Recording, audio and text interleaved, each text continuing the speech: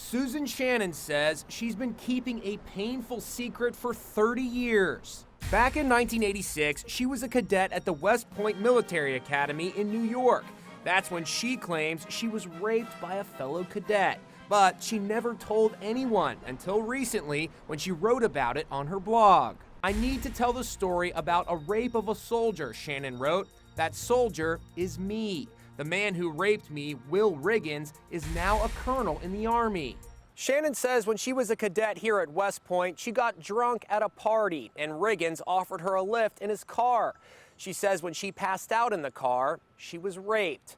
In keeping with the Cadet Corps Code of Silence, Shannon says she never reported the alleged attack. I remember him getting on top of me and him saying, "This won't take long," when I was saying, like, "What are you doing?" This photo shows Shannon and Riggins together at West Point. She says she confronted him about the alleged rape. And I demanded of him, I said, "Did you have sex with my unconscious body?" And he smiled at me with a big smug face. And he shook his head.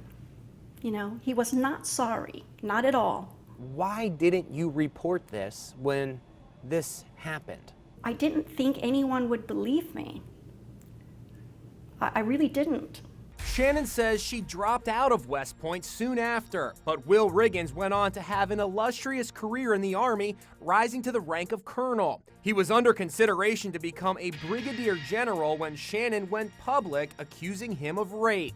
Did you rape Susan Shannon at West Point? I did not rape Susan Shannon at West Point at any time. Did you pick her up that night? Did you pick her up in any vehicle when she was drunk? I did not pick Susan Shannon up that night.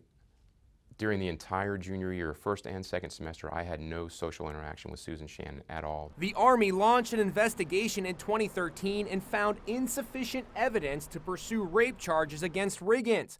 But the investigation effectively destroyed his military career and he retired from the Army. Is there something that you can remember from back then that would cause her to one day go, "Okay, I'm going to try to take this guy down"? The only significant disagreement that I ever remember between the two of us, and it was a time when she yelled very loudly and it was heard complaining that it was so hard to make grades that were going to get her into medical school.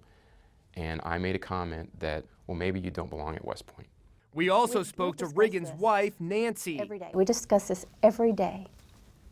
We wake up talking about it, we go to bed talking about it. He is not capable. He would never do that. Riggins has now filed a $2 million defamation lawsuit against Shannon, but she's not backing down. I spoke the truth from my heart.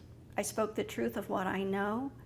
I know exactly what happened in that car, and so does he.